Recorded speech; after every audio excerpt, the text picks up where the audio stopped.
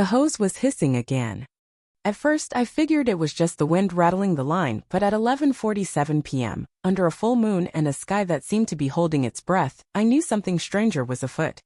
My water bill had doubled, the HOA had banned daytime watering, and yet somehow Lisa's garden looked like it belonged on the cover of Better Homes and Hypocrisy. I leaned back in my patio chair, nachos in one hand, binoculars in the other, and muttered to myself, this woman's about to find out what happens when you cross someone raised with 3 brothers, a toolbox, and a petty streak longer than the Mississippi. It started innocently enough, or as innocent as things get in a neighborhood ruled by a woman whose license plate reads, Lof 1. Lisa wasn't just the HOA president. She was the self-proclaimed landscaping queen of Pinewood Grove. She'd measure your grass with a ruler and once find a guy do law 50 for levying a Halloween pumpkin out past October. But for all her rules, something about her pristine garden didn't add up. The city had slapped us with water restrictions after a 3rd warning twice a week watering, early mornings only. Most of us followed the rules. My lawn turned from lush green to crispy beige in days. Lisa's, though? Her roses glowed like they'd been kissed by a gardening deity while mine looked like wilted leftovers. I didn't catch the water bill spike at first. Summer rates always inch up, but when a late notice claimed I owed triple the usual amount, I started investigating. I checked my property for leaks, tested the irrigation timer, called the water company. No errors, sir, consumption's correct, they said. That's when I noticed my hose wasn't coiled the way I'd left it. A splitter had been added, one end snaking through the hedge into Lisa's yard. I stood there, jaw-dropped. She tapped into my water supply like some suburban bandit. It wasn't even sneaky, just brazen and illegal. What really got me wasn't the theft, it was the gall. This was the same woman who'd cited me for unapproved wind chimes because they clashed with my siding, the same one who'd banged on my door at 6:12 a.m. to complain about my trash can being viewable from the curb. I could have gone to the HOA board, but Lisa ran it like her personal fiefdom, complete with newsletters and color-coded violation charts. That'd be a dead end. Instead, I grabbed a lawn chair, some chips, and a GoPro strapped to a tiki torch. I waited. Sure enough, at 11:47 p.m., Lisa emerged like a tracksuit-clad specter, dragging a hose under a garden gnome to her hidden drip system. She didn't even glance around, pure HOA presidential arrogance. I watched, half stunned, half impressed. She'd turned my water into her private stash. Sleep didn't come that night, not from anger, but from a spark of inspiration.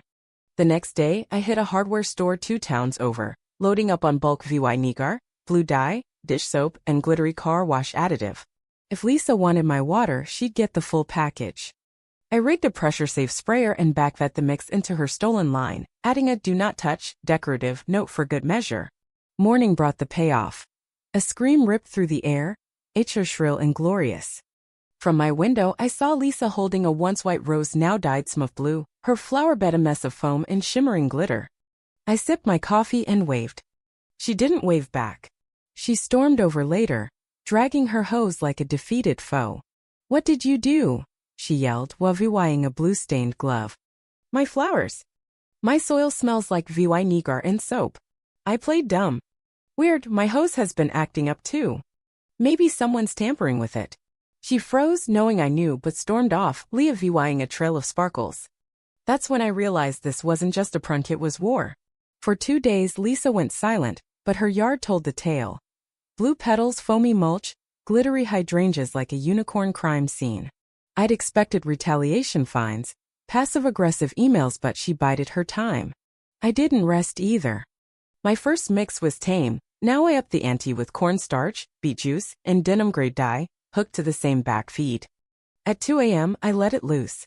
By sunrise, Lisa's shriek hit again as the goose sprayed her gloves, shoes, and even her cat, now a sparkly blue blur. Her garden looked like a kid's art project gone wrong. A neighbor filmed it, grinning ear to ear.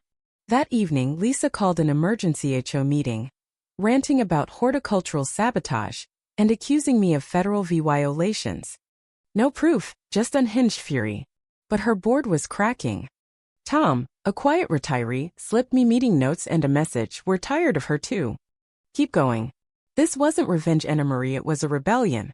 Lisa's next move was a garden showcase, her yard hastily replanted to hide the chaos. I showed up with a GoPro and a gnome, filming as she bragged about efficient resource use. I posted it online. Team stamps, circled splitter. The works.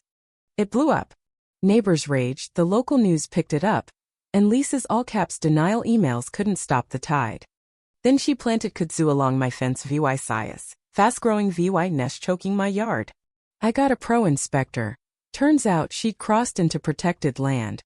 The city sent her a violation notice, and her empire started crumbling. The HOA vote came fast. Packed with residents, I brought the blue hose as Exhibit A. Lisa's speech was a meltdown, alling herself, the HOA, and me a sociopathic gardener. The vote? 8-0 for her removal. She stormed out, rulebook in hand, muttering about lawyers.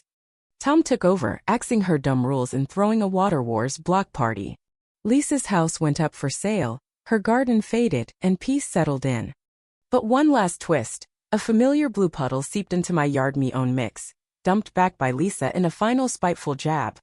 Gravy Tyson it downhill, trashing her own daisies with blue slime. The HOA fined her for landscape contamination, and her for sale sign tilted in defeat. I held a yard sale with her old hoses and gnomes, dubbed Lisa's water collection. Neighbors laughed, swapped stories, and moved on. Her house sold to a quirky couple with dogs and koi pond plants. The war was over.